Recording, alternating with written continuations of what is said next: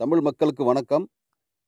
அமைச்சர் விஜயபாஸ்கர், எம்ஜிஆர் மருத்துவ பல்கலைக்கழக துணைவேந்தர் டாக்டர் கீதாலட்சுமி, முன்னாள் எம்பி சிட்லப்பாக்கம் ராஜேந்திரன், நடிகர் சரத்குமார், நடிகை ராகிதிகா ஆகியோர் வீடுகளிலும் அலுவலகங்களிலும் கல்குவாரிகளிலும் வருமான வரித்துறை அதிரடி ரெய்டு நடத்தி பரபரப்பை ஏற்படுத்தியது. வருமான வரித்துறை அதிகாரிகளை பணி செய்ய விடாமல் தடுத்ததாக தமிழக அமைச்சர் கடம்பூர் ராஜு, அமைச்சர் உடுமலை ராதாகிருஷ்ணன், அமைச்சர் காமராஜ் ஆகிய 3 அமைச்சர்கள் மீது போலீசார் வழக்கு பதிவு செய்துள்ளது இந்தியா முழுவதும் பரபரப்பை ஏற்படுத்தியுள்ளது. இது தமிழகத்திற்கு பெரும் தலைகுனிவையும் அவமானத்தையும் ஏற்படுத்தியுள்ளது. இப்படிப்பட்ட மோசமான சூழ்நிலை தமிழகத்தில் ஜனாதிபதி ஆட்சி வரக்கூடிய சூழ்நிலையை ஏற்படுத்தியுள்ளது.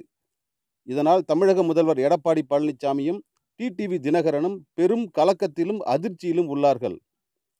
தமிழகத்தின் முக்கிய எதிர்க்கட்சியான திமுகவும் தமிழக கவர்னர் வித்யாசாகர் ராவை மும்பைக்கே சென்று சந்தித்து தமிழக அரசை கலைக்க வேண்டும் என்று மனு கொடுத்துவிட்டு வந்திருக்கிறது. தமிழக உளவுத்துறையும் கவர்னருக்கு தற்போதைய சூழ்நிலை பற்றி ரிப்போர்ட் அனுப்பியுள்ளது. கவர்னர் வித்யாசாகர் ராவும் இந்திய ஜனாதிபதிக்கு அறிக்கை அளிக்க ரிப்போர்ட் தயார் செய்து வருவதாக பரபரப்பாக மும்பையிலிருந்து தகவல்கள் வந்த வண்ணம் இருக்கின்றன. தமிழகத்தில் ஜனாதிபதி ஆட்சி வருமா வராதா? ஜனாதிபதி ஆட்சி வரக்கூடிய வாய்ப்புகளே அதிகம் இருப்பதாக அரசியல் பார்வையாளர்கள் கருதுகிறார்கள். என்ன நடக்கிறது பொறுத்திருந்து பார்ப்போம். யூனிவர்ஸ் டிவியை சப்ஸ்கிரைப் செய்து கொள்ளுங்கள். கீழே உள்ள சிகப்பு பட்டனை அழுத்தி யூனிவர்ஸ் டிவியை சப்ஸ்கிரைப் செய்து கொள்ளுங்கள்.